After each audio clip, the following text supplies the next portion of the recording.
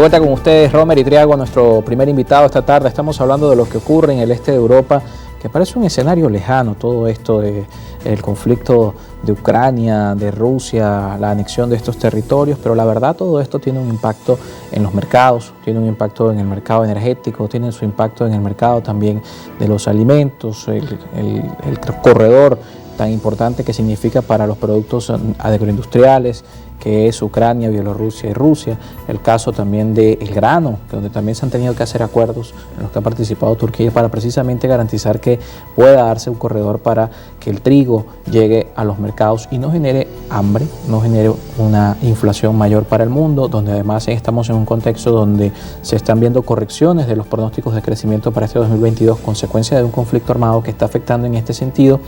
Y que entrando también en esta parte de la entrevista hablamos de lo que viene.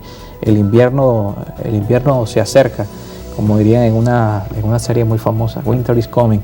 Y por supuesto la llegada del invierno significa un consumo energético mayor para un continente que hoy ha perdido a su principal proveedor.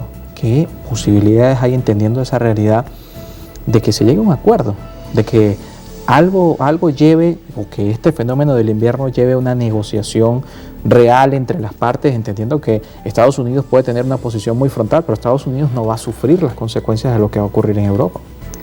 No, por supuesto que no va a sufrir lo que ocurre en Europa, pero tampoco es el mercado que los puede abastecer en su totalidad. Los países más occidentales de Europa son los que pudieran estar siendo beneficiados del intercambio comercial con los Estados Unidos, mientras que el resto, que se ubica más hacia Europa Oriental, son los que van a necesitar un soporte real en materia energética.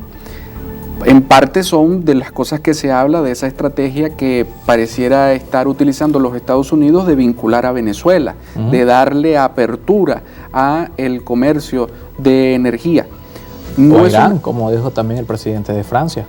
No es una cuestión, mira Carlos, la verdad que esté concreta, porque todavía hay que esperar de que nos aproximemos. Los Estados Unidos también está operando en esa situación a desgaste, a ver quién se rinde, a ver quién da más, cuál es el mejor postor. Lo cierto es que para mí los Estados Unidos ha abandonado aquella máxima que decía: no gano porque otros pierden, sino porque tengo mis objetivos.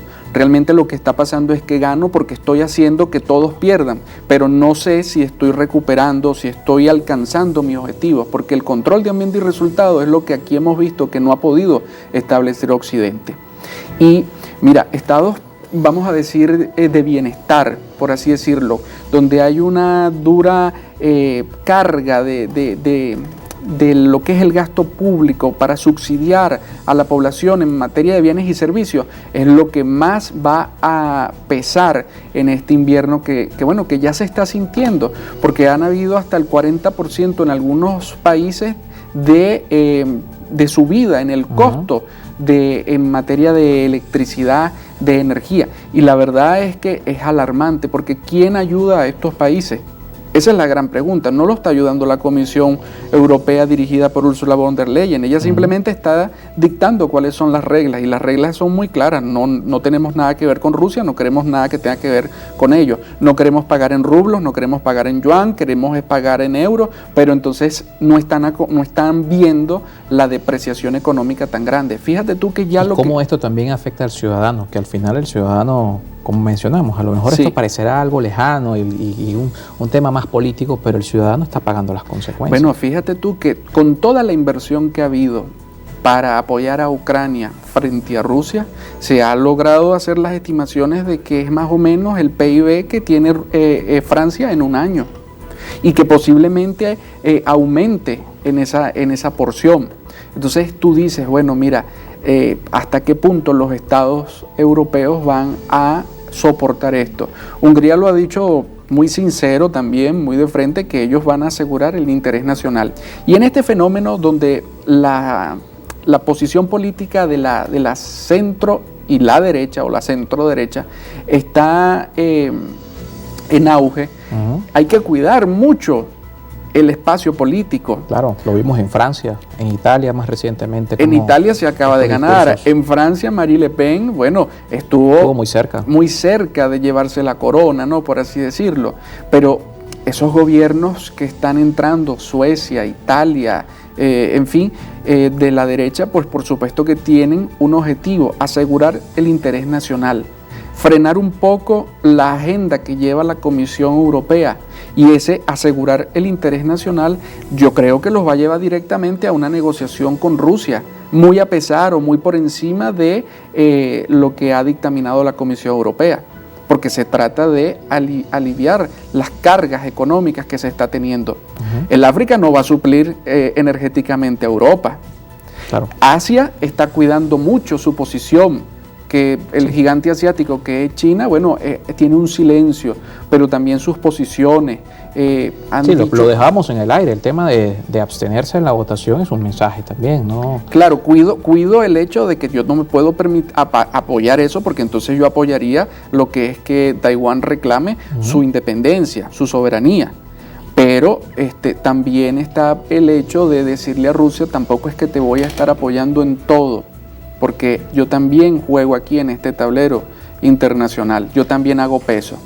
Y también le digo a los Estados Unidos: bueno, puedo negociar con ustedes, puedo hablar con ustedes, pero dentro de los términos y las condiciones que aplique. Y por eso fue muy importante, te lo decía antes de entrar al programa, las conversaciones que tuvo el canciller, el ministro de Asuntos Exteriores de la República Popular China con Henry Kissinger hace 2 semanas, donde le preguntaba o le consultaba cuál era la distribución del tablero geopolítico, el tablero internacional, y él le decía: bueno, es una negociación, y se planteó en un momento de que fuese ya no respetar completamente las fronteras de Ucrania, sino que hubiese una repartición para que Rusia, que defiende a los rusoparlantes y los rusoétnicos, pudiese quedarse con esa porción territorial, y a Ucrania se le blindaba con una serie de acuerdos en materia de seguridad. Se blindaban los dos realmente. Aunque Ucrania, Zelensky diga que nunca va a reconocer estos territorios como rusos.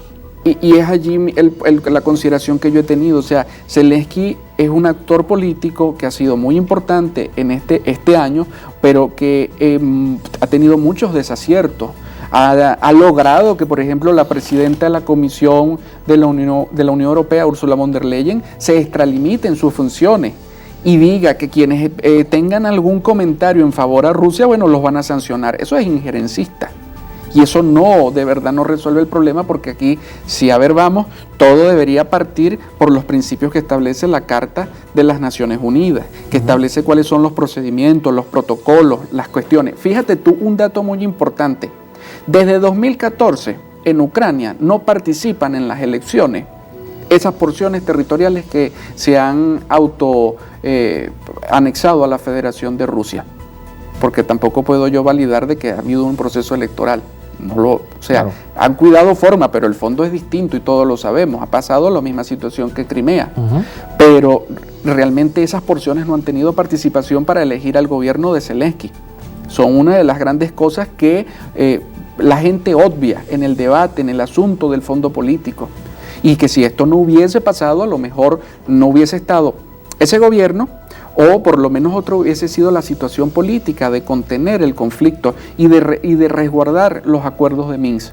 Ese hubiese sido otro panorama, pero esos son hechos supuestos. Claro. Y las cuestiones que estamos viendo es que el presidente Putin corre la arruga, disuade la situación, logra establecer una estrategia donde, bueno, la gente cree que él está perdiendo, y realmente él está muy posicionado y sabe lo que está haciendo. Es como lo veo hoy día. Nos toca despedir rápidamente. El euroescepticismo ha nuevamente tomado fuerza por lo que está pasando. ¿Hay posibilidades de que desaparezca esto que fue un logro para el continente, que es la Unión Europea? Porque la posición de Hungría, vemos lo que está pasando en Italia. No sabemos qué va a pasar a lo mejor en unos años en Francia si Le Pen continúa con este crecimiento. En el caso de otros países, la salida del Reino Unido, el euroescepticismo parece tomar fuerza nuevamente. El euroescepticismo, pero un nacionalismo europeo, es como lo estoy viendo, más en ese sentido. Y eso puede ser clave, porque realmente quienes dirigen la Unión Europea están muy radicalizados y no están planteando una alternativa para la solución del conflicto, sino que por el contrario están haciendo cuestiones de más presión y por supuesto estos movimientos están tomando el poder, estos movimientos pretenden seguir consolidando su expresión política y por supuesto no van a irse a la contraria para perder el control político. Robert, muchísimas gracias por acompañarnos esta tarde. Romer Idriago con nosotros, politólogo, también especialista en Derecho Internacional. Hacemos una pausa y al regreso hablamos de las actividades académicas. 8 millones de jóvenes hoy regresan a las aulas a nuestro país. ¿En qué condiciones? Y no solamente cómo regresan los estudiantes, cómo regresan los maestros. Lo vamos a conocer con nuestra siguiente invitada, Griselda Sánchez, del Sindicato Venezolano de Maestros.